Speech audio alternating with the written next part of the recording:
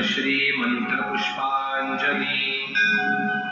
ओम यज्ञेन यज्ञमयजन्त देवास्तानि धर्माणि प्रथमान्यासन् देहनाकं महिमानः सचन्त यत्र पूर्वे साध्या सन्ति देवाः।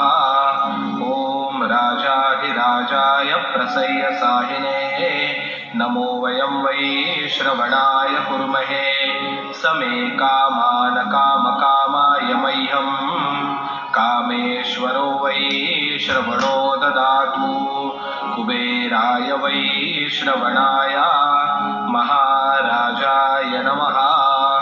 ओम स्वस्ति साम्राज्यं भौज्यं स्वराज्यं वैराज्यं पारमेष्ठ्यौ राज्यं महाराजमाधिपत्यमयं समन्तपर्यायी स्यात् सार्वभौमः सार्वायुष आन्तादापरार्धात्